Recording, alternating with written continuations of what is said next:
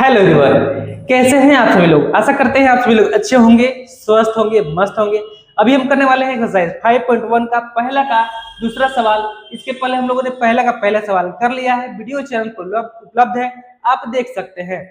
अभी हम लोग करते हैं पहला का दूसरा सवाल। अगर आप चैनल पर नए हैं तो प्लीज चैनल को सब्सक्राइब जरूर कीजिएगा, वीडियो को एक लाइक जरूर कीजिएगा।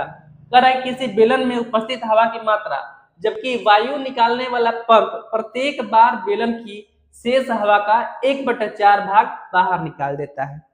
देखिए यहाँ पर बेलन में वायु की मात्रा दिया नहीं है, तो सबसे पहले तो हमें मानना पड़ेगा वायु की मात्रा। कुछ भी अपने मन से आप मान सकते हैं, 1 2 3 4 कुछ भी मान सकते हैं। तो यहाँ पर हम सबसे पहले मान लेते हैं, लिखते हैं हल और मान लेते हैं कि माना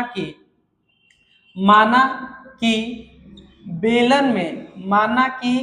बेलन में वायु की मात्रा, माना कि बेलन में वायु की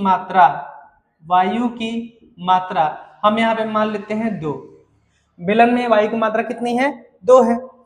अब बेलन यानी कि सिलेंडर अगर कुछ बना दे कुछ इस प्रकार, तो यहाँ पर सिलेंडर, अब सिलेंडर में क्या है कि वायु निकालने वाला पंप लगा हुआ है, वायु निकालने वाला एक पंप लगा हुआ है, और वो जितनी बार प्रेस होता है तो उसमें इस सिलेंडर में जितनी भी हवा है, तो एक बार में उस हवा का 1/4 भाग बाहर निकल जाता है। तो अगर हम बेलन की में वायु की मात्रा 2 माने, यानी कि हमें पहला पद मिल गया। पहला पद यानी कि 2 हो गया, पहला पद यानी कि A1, पहला पद यानी कि A1 जो है यह 2 हो गया। अब A2 निकालते हैं, A2, तो A2 कैसे निकालेंगे? पहला पद 2 हो गया, तो कह रहा है कि सिलेंडर में जितनी भी वायु है उसका 1/4 भाग बाहर निकल जाता है, यानी कि सिलेंडर में हवा की मात्रा 2 है। अब 2 मतलब कि इसका 1/4 भाग बाहर निकलेगा, 1/4 भाग यानी कि 2 × 1/4, इसका 2 का 1/4 भाग बाहर निकल जाएगा। तो इसको अगर कैंसिल करें तो 2 से 4 कैंसिल हो जाएगा। कितने बार में? 2 बार में। कितने बार में? 2 बार में। तो यहाँ पर हो जाएगा क्या?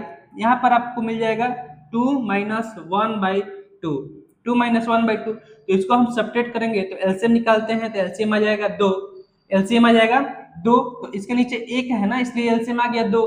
तो 1 से 2 कितने बार में कैंसिल होगा? 2 बार में कैंसिल होगा। 2 से 2 में मल्टीप्लाई करेंगे तो 2 दूना 4, माइनस 2 से 2 एक बार में कैंसिल होगा, तो 1 से 1 बार मल्टीप्लाई करेंगे तो यह हो जाएगा 1। तो पहला दूसरा पद आ गया 3/2, 3/2। दूसरा पद आ गया 3/2।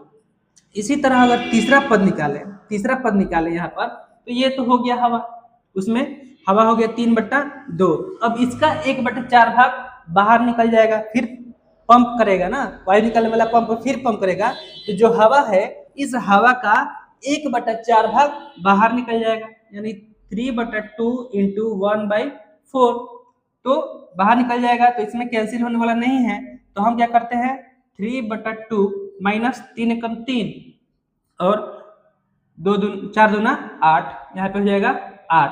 तो अब इसको हम एलसीएम निकालेंगे, तो एलसीएम 2 और 8 का एलसीएम कितना हो जाएगा? 8 हो जाएगा। 2 से 8 कैंसिल होगा 4 बार में, तो 4 से मल्टीप्लाई कर देते हैं 3 में, 3 चौका 12, माइनस 8 से 8 एक बार में कैंसिल होगा, तो 8 से 3 से एक बार मल्टीप्लाई करेंगे तो ये हो जाएगा 12 - 1 यानी कि 11/8, 11/8। तो इसी तरह आप चौथा पद, पांचवा पद निकाल सकते हैं, आपको निकालना है। अब हमें यह जो एपी आया, यानी कि यहाँ पर जो सूची आया, यहाँ पर जो सूची आया, तो सूची क्या आया? A1, A2 और A3, इस तरह से जो सूची आया है ना, तो ये सूची कितना है? A1 तो हम खुद माने हैं 2, और A2 जो है, A2 यह आया है 3/2, और A3 जो है यह है 11/8। इसी तरह आपको आगे A4 और क्या निकालना है? A5 निकालना है। अब यह सूची एपी है या नहीं है, इसके लिए हमें क्या निकालना होता है? सार्व अंतर निकालना होता है, सार्व अंतर यानी कि D निकालना होता है। तो सबसे पहले हम D1 निकालते हैं, D1 कैसे निकालते हैं? तो A2 से A1 को माइनस करते हैं, तो A2 कितना है यहाँ पर? A2 है 3/2, और A1 2 है। A1 कितना है? 2 है, इसके नीचे कुछ भी नहीं है यानी कि 1 है। तो हम इसका एलसीएम ले लेंगे तो 2 हो जाएगा, 2 से 2 एक बार में कैंसिल होगा, 3 से 1 में मल्टीप्लाई करेंगे तो ये हो जाएगा 3, माइनस 1 से 2 2 बार में कैंसिल होगा तो 2 से 2 बार मल्टीप्लाई करेंगे तो ये हो जाएगा 4। यहाँ पे है -1/2, -1/2। इसी तरह अगर हम d2 निकालें, क्या निकालें, d2 निकालें, d2 तो d2 यानी कि a3 माइनस a2 करें, a3 माइनस a2 तो a3 है 11/8, 11/8 और a2 है 3/2, 3/2। तो इसका एलसीएम 2 और 8 का एलसीएम 8 हो जाएगा।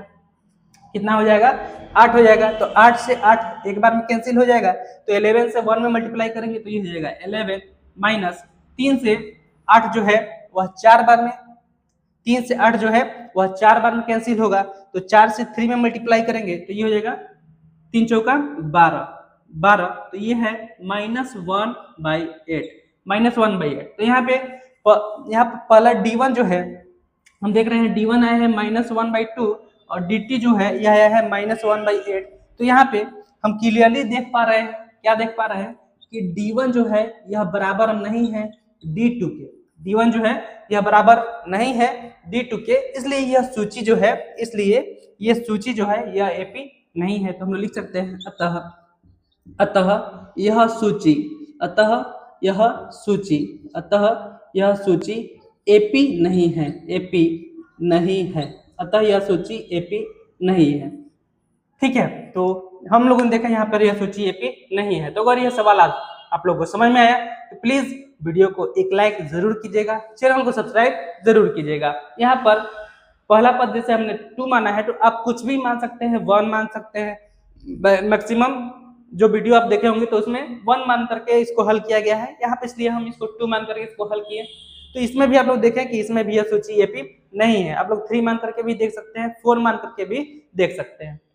चलिए मिलते हैं अगले वीडियो में, तब तक के लिए धन्यवाद।